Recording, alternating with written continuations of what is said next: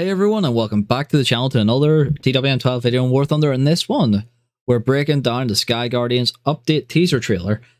And it is a very interesting trailer, to be honest with you. Some of the stuff in it is pretty unreal, and I can't believe we're finally getting some of it. There's a plane I've been asking desperately for a long time to be added to the game, finally being teased. So, without further ado, let's break this trailer down. So it starts off with an F-16 being shot down. And first major thing we can see is the tail end or the engine of the YAK141, a very interesting Soviet aircraft. So a fun fact about this plane, the current F-35's engine array is actually based off some of the work that Yak done, which is pretty amazing to think of. Like, this plane was far ahead of its time, especially conceptually. However, followed the Soviet Union and a few other political interests end up destroying this plane. So what type of armament are we to expect on it? So for its guns, it'll have a 30mm JHS-31 cannon with 121 rounds. It'll have 5 hardpoints, 4 under the wing and 1 fuselage with a maximum capacity of 2600 kg. Will it carry any other? It'll pretty much only carry missiles. It won't, to my knowledge, this plane never carry bombs. So for the missiles, we're expecting R-73 Archers, R-77 Adders, or R-27 Alamos.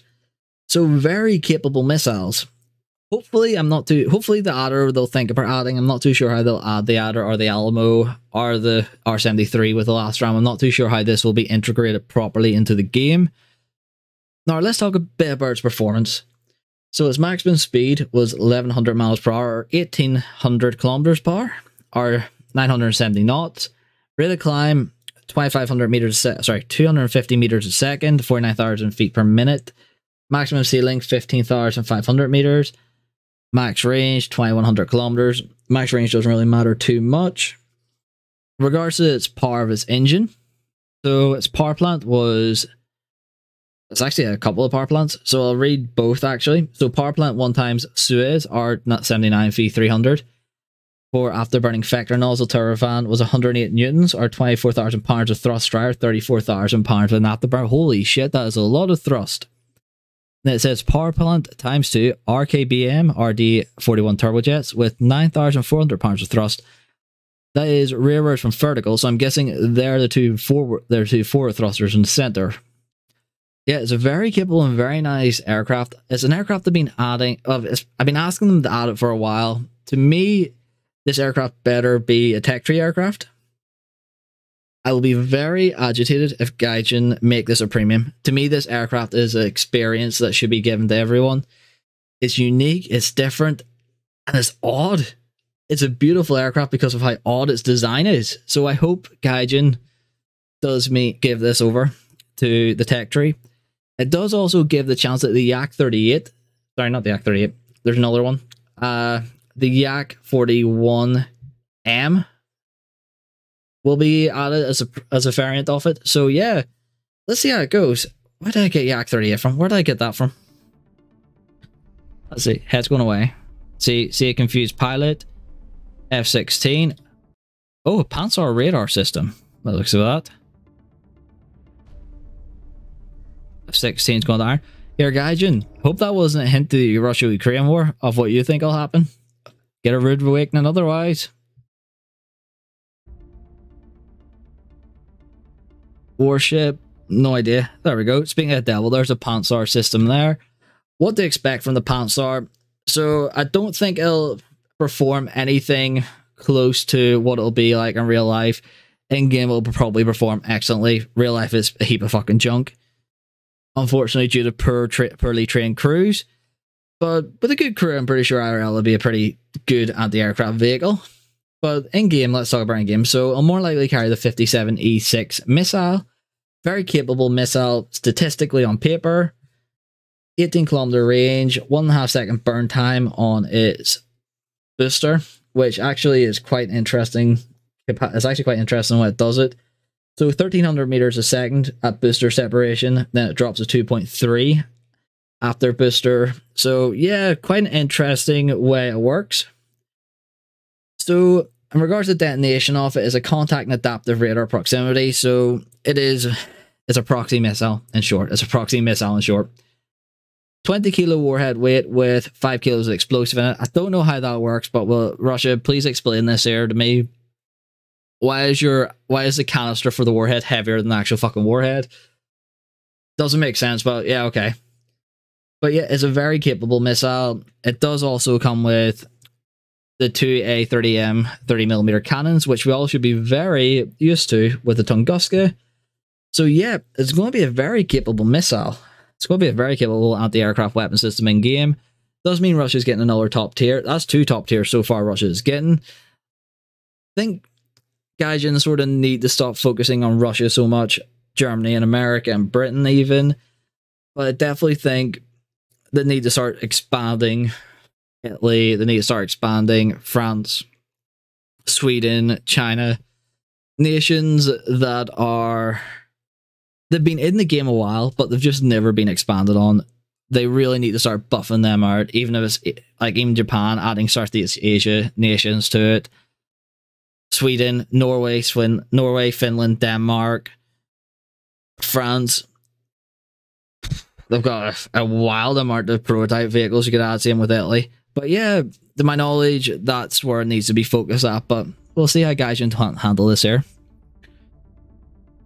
Oh, nice. We shot the YAK141 taking off. Ooh, Tornado ADF. Tornado. Oh, yes, Tornado ADF with the Sparrows. Don't seem to see its Sidewinders or ASRAMs mounted here. So either it's launched them or Gaijin is using this as a balancing measure.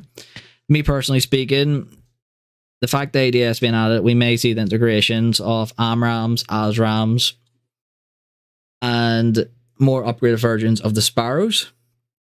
So, sorry, excuse me. So yeah, it's quite a potential that this plane will be the test bed, especially for electronic warfare capabilities.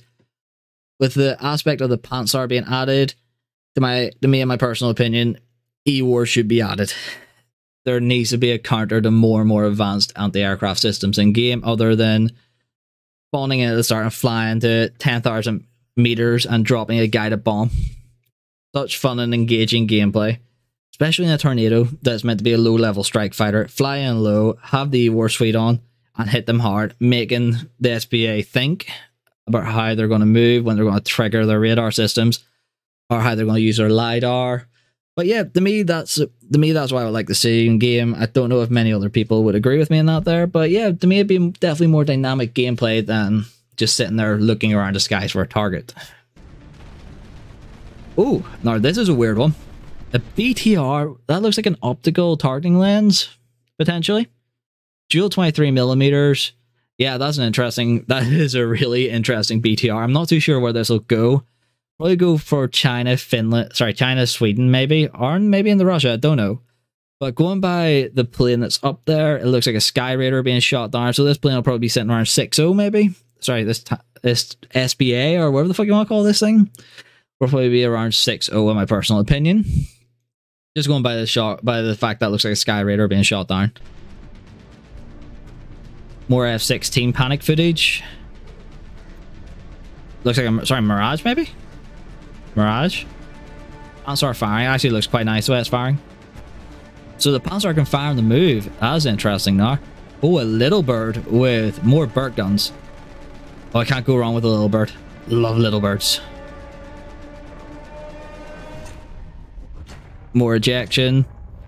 Here, Gaijin, hope that Panzer versus F-16 wasn't a hint towards Russia-Ukraine. Tut if you're getting political. I got to make a sarcastic joke. The beauty of satire.